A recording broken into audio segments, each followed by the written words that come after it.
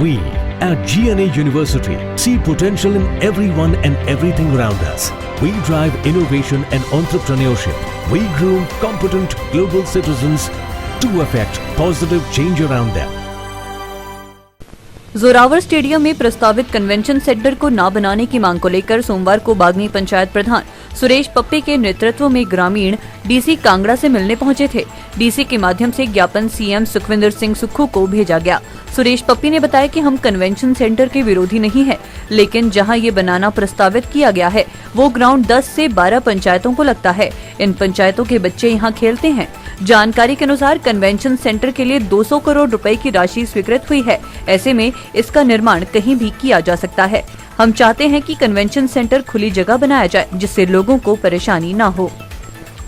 क्या आपका मुद्दा है, वो किस लिए आप उपायुक्त से मिलना चाहते हैं? सिलवाड़ी में जोरावर स्टेडियम, जिसका खसरा नंबर 1281/676 और 675 है। ये कब्जा स्वयं व बर्तनदारान रिजर्व पूल में होता है। अभी पता लगा है कि इसको कन्वेंशन सेंटर के लिए इसका लैंड ट्रांसफ़र करने की बात आ रही है। हम लोग इसका विरोध करते हुए हम चाहते हैं कि इसको जैसे ये मैदान है वैसे रखा जाए पूरे गांव के अपने उपयोग के लिए।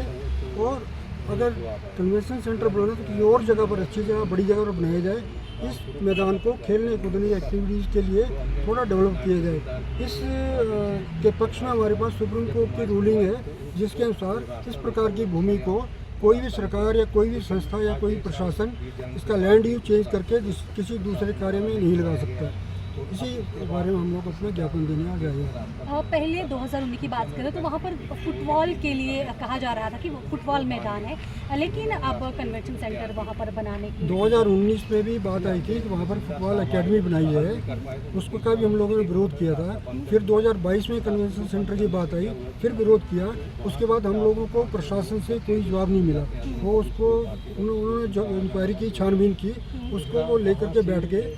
अभी फिर पता लगा कि कन्वेंशन सेंटर फिर बन रहा है, तो हमने उन्हीं को रिमाइंड करते हुए जो हमने पहले पत्र व्यवहार किया है उसी का रिमाइंडर देते हुए आज हम फिर से एक बार ज्ञापन देने के लिए आए। जानना चाहेंगे कि आखिरकार विरोध क्यों हो रहा है और क्या वजह? विरोध इसलिए हो रहा है कि पहली बात यह है कि सीधे साधे सुप्रीम कोर्ट कहे कि इस प्रकार की भूमि का लैंड यूज चेंज नहीं होना चाहिए।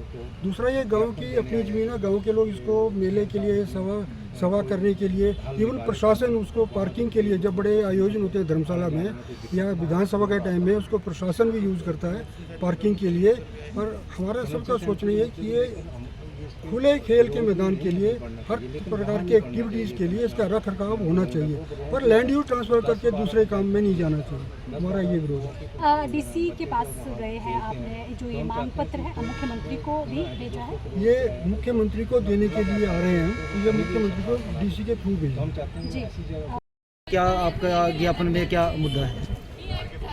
मैं ग्राम पंचायत बागनी से प्रधान हूँ और हमारा जो गांव के लिए एक रास्ता जाता था, जो रास्ते जो है सरेआम रास्ता है, कागजों में मतलब सरेआम रास्ता निकलता है, उसको कुछ लोगों ने रोक के रखा हुआ है। तो जब पिछले बार हम पंचायत में डीसी साहब के माध्यम से 2 लाख रुपये हमें आया था, जब हमने काम शुरू करना लगे तो उन्होंने बोला कि ये हमारी मलकियत भूमि है और इसमें काम नहीं कर सकते। हमने काम बंद कर दिया। जब उसके बाद पैमाइश नायब तहसीलदार जी से करवाई गई तो वो रास्ता जो है उन्होंने अंदर की जगह, थोड़ा अंदर को रास्ता रोका हुआ है और उन नायब तहसीलदार जी ने वहाँ पे अपने जो पहाड़ी भाषा में खंबे, उसके बांस के खंबे लगा दिए थे और उन्होंने बोला कि आप यहाँ से अपना काम जो शुरू कर सकते हैं।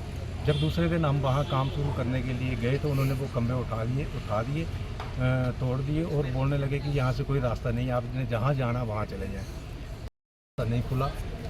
लेकिन मैं यही भी आपके माध्यम से सरकार से ये कहना चाहता हूँ कि अगर जहाँ जिस रास्ते के लिए पंचायत इन्वॉल्व है वो रास्ता अगर नहीं खोल पाती है प्रशासन, तो बाकी आम लोगों का क्या होता होगा। तो मैं आज जब प्रशासन ने आज तक 1.5 साल तक कुछ किया नहीं है, तो हम डीसी साहब से मिलने आए हैं। उनके थ्रू अपने सीएम सुखविंदर सिंह सुक्खू को ज्ञापन देने आए हैं। तो हम उनसे यही एक रिक्वेस्ट करेंगे कि हमारे जो रास्ता सरेआम रास्ता 596 और 600 नंबर उसको खुलवाया जाए।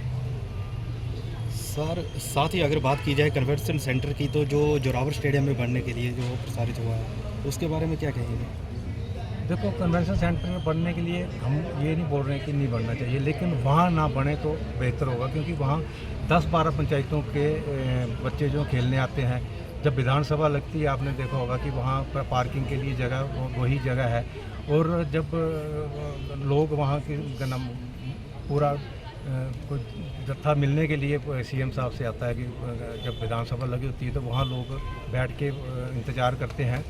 और मैं यही चाहता हूँ कि वो कन्वेंशन सेंटर, जिसके लिए हमें कहीं से पता लगा कि 200 करोड़ रुपया वहाँ उस कन्वेंशन सेंटर के लिए आया है। जब इतना खुला पैसा आया तो वो तो कहीं भी बन सकता है। हम चाहते हैं कि उसको वहाँ ना बना कर सरकार कहीं भी बनाना चाहे, हमारा कोई एतराज़ नहीं है।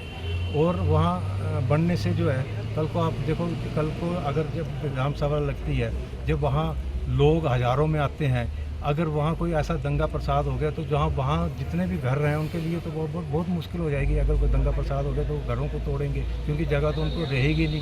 तो हम सुप्रीम सरकार से यही उम्मीद करते हैं, और हमें पता कि जब ये आपके माध्यम से सुप्रीम सरकार के पास या अपने सीएम साहब के पास ये मुद्दा पहुँचेगा तो वो उसी टाइम उसको मना कर देंगे कि वहाँ नहीं बनना चाहिए। दिव्य हिमाचल टीवी के लिए धर्मशाला से सुरेंद्र कौर की report. Divya Himachal presents Goyal Motors Himachal की आवाज 2023, पावर्ड बाय अर्नी यूनिवर्सिटी।